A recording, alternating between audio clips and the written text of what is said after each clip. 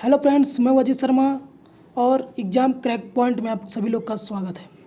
तो आइए आज हम देखेंगे कोरोना के जो महामारी ये है उससे कितने कितने टाइप के क्वेश्चन बनते हैं। तो आज इसको हम देखेंगे ताकि एग्ज़ाम में कभी भी आए तो आप पूरे क्वेश्चन को बहुत ही आसानी तरह से कर सके। तो वो सारे क्वेश्चन इसमें एडजस्ट इस वीडियो में बनाए गए हैं जो एग्ज़ाम में आ सकते हैं। तो आइए शुरू करते हैं। सबसे पहला क्वेश्चन ये है कि नोवेल कोरोना वायरस के पहले मामले की पहचान कहाँ हुई थी।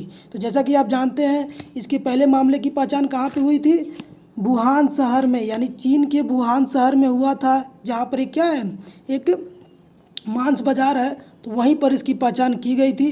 तो आइए आपसे एक दूसरे क्वेश्चन पे आते हैं कि कोरोना वायरस का नाम किस भाषा से उत्पन्न हुआ है। तो कोरोना जो वर्ड है आप जान जाइए, कोरोना वर्ड का ये जो भाषा है ये लैटिन भाषा से लिया गया है।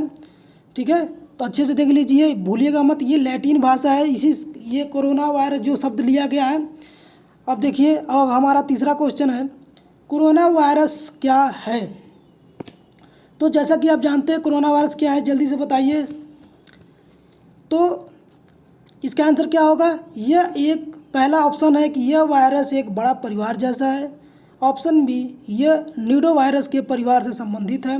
ऑप्शन सी, ए और बी दोनों सही है। डी, केवल ए सही है। जल्दी से बताइए फ्रेंड्स, क्या होगा इसका आंसर। तो इसका आंसर होगा सी, ए और बी। हाँ दोस्तों, ये जो वायरस है ये एक बहुत बड़े परिवार का है, जैसा कि मैंने एक वीडियो में बताया भी है आपको। और ये नीडो वायरस के परिवार संबंधित है, जो ये बाहर तो ऐसे नॉर्मल रहते हैं, लेकिन जैसे ही हमारे बॉडी के अंदर आते हैं तुरंत ये एक्टिव हो जाते हैं और मल्टीपल यानी कई संख्याओं में लगातार विभाजन इनकी शुरू हो जाती है, डिवाइडेशन, जिससे क्या होता है, मरीज की मृत्यु भी हो जाती है। तो अगला क्वेश्चन है कोरोना वायरस से संक्रमित व्यक्ति में कम से कम कितने दिनों बाद लक्षण दिखने लगता है। तो पहला ऑप्शन है 2 दिन, दूसरा ऑप्शन 14 दिन, तीसरा ऑप्शन है 20 दिन, चौथा ऑप्शन है 6 दिन। तो बताइए फ्रेंड्स कितने दिन होंगे इसमें। तो जैसा कि आप देख रहे हैं चारों तरफ ये बताए भी गए हैं कि हर 14 दिन बाद ही इसका लक्षण मिल पाता है। तो इसका आंसर क्या हो जाएगा, बी वाला आंसर इसका हो जाएगा, कितने दिन बाद, 14 दिन बाद। अब आगे क्वेश्चन देखते हैं। WHO ने इस बीमारी के लिए एक आधिकारिक नाम की घोषणा की। तो WHO जो है इस बीमारी के लिए एक आधिकारिक नाम की घोषणा की। इस बीमारी का क्या नाम है। तो क्या नाम है इस बीमारी का, जैसा कि आप जानते हैं चारों तरफ, चूँकि ये एक बार और 19 में आ चुका है इसलिए इसका नाम क्या रखा गया है, कोविड-19 बताया गया है। तो इसका आंसर क्या हो जाएगा, कोविड-19। अब अगला क्वेश्चन पे आते हैं। WHO द्वारा कोरोना वायरस को क्या नाम दिया गया है। ठीक, एक क्वेश्चन और यहाँ से बनता है कि WHO के द्वारा जो कोरोना वायरस को, यानी जो वायरस उसके अंदर, उसको क्या नाम दिया गया है। तो इसमें आप देखेंगे चूँकि 2019 में दोबारा आया था, इसलिए 2019 वाला जो ऑप्शन होगा आप सीधे टिक करेंगे। 2019 एनकोव ये दूसरा है, जिसे हम एनकोव भी बोलते हैं, 2019 एनकोव भी बोलते हैं। ये WHO द्वारा कोरोना वायरस का नया नाम दिया गया था, तो ये जान जाइए आप लोग। इसके बाद क्वेश्चन देखते हैं, अगला क्वेश्चन हमारा क्या है, सूक्ष्मदर्शी द्वारा देखने पर, मतलब क्या है कि जो माइक्रोस्कोप से देखने पर, लेंस से देखने पर इस वायरस की संरचना किसके समान दिखाई देती है। तो ये देखिए, ये क्वेश्चन बहुत ही अच्छा है, क्योंकि इसका जो शेप के बारे में बताया गया कि इसका किस तरह का शेप है। तो इस क्वेश्चन को हम देखेंगे तो इसमें हमारा जो आंसर है वो क्राउन मीन्स क्या होता है, तो ये क्राउन के जैसे है। अगर आप इसके शेप को देखेंगे तो ऐसे ये बना रहेगा, ऐसे ये बना है और यहाँ पर ऐसे ऐसे निकले हुए हैं। ठीक, तो इस तरह से मुकुट टाइप का है, तो यानी इसलिए हम इसको क्या बोलते हैं, क्राउन। तो इसलिए इसका नाम क्या रखा गया है, क्राउन के जैसे दिखता है। तो इसकी रचना जब दिखाई दी गई इसलिए इसका कोरोना वायरस नाम पड़ा है। अगला क्वेश्चन है कि कोरोना वायरस निम्नलिखित में से किस बीमारी से संबंधित है। तो कोरोना वायरस निम्नलिखित में से किस बीमारी से संबंधित है। ए MERS मर्स, बी सार्स जो एक बार और वायरस ये भी है, सी ए एंड बी दोनों, डी न तो ए और न ही बी। जल्दी से फ्रेंड्स बताइए इसका आंसर क्या होगा। 8 का 8वां क्या होगा इसका आंसर, जल्दी से बताइए आप। तो 8वें का आंसर होगा सी, यानी इससे हम मर्स या सार्स दोनों का मिला जुला रूप है, इसलिए इसको हम सी में ऑप्शन बोलेंगे। ए और बी दोनों सही होगा इसमें। तो इस बात को आप लोग ध्यान रखिएगा, अगर ऑप्शन में कभी एग्जाम में अगर कुछ चेंज करके पूछ दिया मर्स के बारे में या फिर सार्स, तो इसका आप कोरोना वायरस रहेगा तो आप उसको लगा सकते हैं, लेकिन यहाँ दोनों दिया हुआ है जिसके नाते यहाँ पर दोनों आंसर हमारा सही होगा। अब अगला क्वेश्चन पे आते हैं, question number 9, novel corona virus के कुछ हल्के लक्षण क्या हो सकते हैं, यानी इस कोरोना वायरस के क्या क्या लक्षण हैं तो उसके बारे में हम देखेंगे। तो आप जानते हैं कि इसके लक्षण क्या क्या हो सकते हैं, इसमें बुखार भी आते हैं, कि इसमें बुखार भी आते हैं, इसमें आप देखेंगे कि इसमें बुखार भी आते हैं, बुखार आने के बाद खांसी भी आती है और सांस की तकलीफ भी होती है। तो इस तरह से जब सारी चीज़ें हो रही हैं तो इसका मतलब क्या है कि ये क्या है, इसका मतलब क्या, इन तीनों चीज़ें हो रही हैं तो इसका आंसर क्या हम लगा देंगे, डी, यानी उपरोक्त सभी।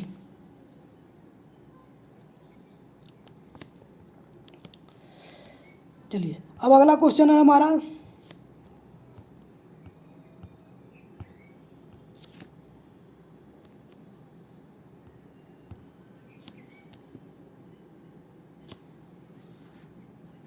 कि कोरोना वायरस से, अगला क्वेश्चन हमारा है कोरोना वायरस से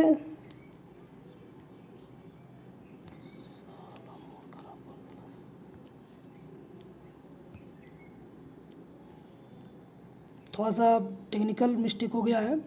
तो अगला क्वेश्चन है आपका कि कोरोना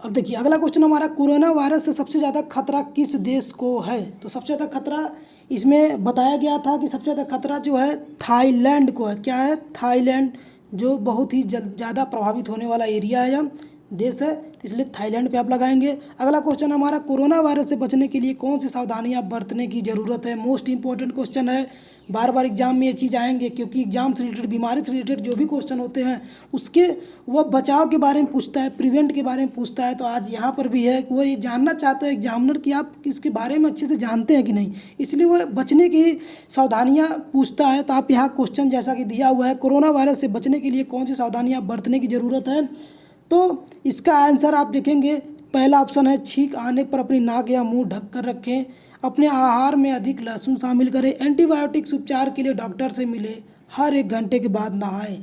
ये तो सही है, लेकिन इसका जो मोस्ट इम्पोर्टेंट आंसर होगा वो क्या होगा, ए, छींक आने पर अपनी नाक और मुंह को ढक कर रखें। ऐसा क्यों कहा गया, क्योंकि जो ये वायरस है ये हमारे मुंह और नाक के माध्यम से ही हमारे अंदर जाएंगे, इसलिए बार बार बोला जा रहा है। अगर ये बाहर ऐसे वायरस घूमते हैं और आप वहाँ पे जाकर अपने सांसों को लेते हैं तो वो उससे रास्ते वो हमारे नाकों के अंदर यानी मुंह के अंदर चला जाएगा, इसलिए बोला जा रहा है कि बार बार आप उस क्या करिए, अपने चेहरे को ढक कर रखिए। अगर नेक्स्ट क्वेश्चन है, किस संगठन के द्वारा कोरोना वायरस के प्रकोप के कारण ग्लोबल इमरजेंसी लागू की गई।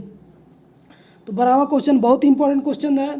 तो 12वां क्वेश्चन का आंसर क्या हो जाएगा हमारा, WHO के द्वारा लागू की गई थी, WHO के द्वारा लागू की गई थी, जो क्या है, जो 7 अप्रैल 1948 की इसकी स्थापना है।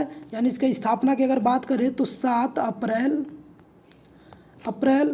1948 में इसकी स्थापना हुई थी। इसका जो हेड ऑफिस है वो कहाँ है, जिनेवा, ठीक, जिनेवा हेड ऑफिस है इसका, तो ये चीज़ याद रखिए आप लोग। इसके बाद अगला क्वेश्चन है, WHO ने कोरोना वायरस को कब अंतर्राष्ट्रीय आपात घोषित किया। तो WHO ने कब इसको अंतर्राष्ट्रीय आपात घोषित किया था। तो जैसा कि आप जानते हैं, पहला ऑप्शन दिया हुआ है 1 फरवरी 2020, बी 30 जनवरी 2020, सी 29 जनवरी 2020 और डी 28 जनवरी 2020। तो इसका आंसर क्या होगा, इसका आंसर होगा दोस्तों 30 जनवरी 2020 को ही WHO ने इस वायरस को अंतर्राष्ट्रीय आपातकाल घोषित कर दिया था, और ये बात पूरे देशों को बता दिया था कि ये बहुत बड़ा महामारी होने वाला है। सभी देशों को क्या कर दिया था, अलर्ट कर दिया था। अगला क्वेश्चन है, कोरोना वायरस से थोड़ी सी मिसप्रिंट हो गई है, कोरोना वायरस से लड़ने के लिए WHO ने कितनी राशि दान की है। देखिए जल्दी से ऑप्शन देखिए दोस्तों, बहुत इंपॉर्टेंट क्वेश्चन है, जहाँ में बार बार इस तरह से क्वेश्चन आते हैं और बच्चे इस चीज़ ऐसे क्वेश्चन को ध्यान नहीं देते हैं और गलत करके चले आते हैं। तो कोरोना वायरस से लड़ने के लिए WHO ने कितनी राशि दान की है, तो आंसर क्या होगा आपका, $675 मिलियन। दूसरा ऑप्शन हो जाएगा, यानी क्या हो जाएगा इसका, दूसरा हो जाएगा इसका यानी $675 मिलियन। अब इसका अगला क्वेश्चन है, कोरोना वायरस से लड़ने के लिए एडीबी ने, और एडीबी की राशि भी पूछा जाता है कि एडीबी ने कितना राशि दान किया हुआ है। तो एडीबी का जैसा कि आप जानते हैं, सबसे पहले हम बात कर लें एडीबी का। तो एडीबी का क्या होता है, यह होता है एशियन डेवलपमेंट बैंक होता है,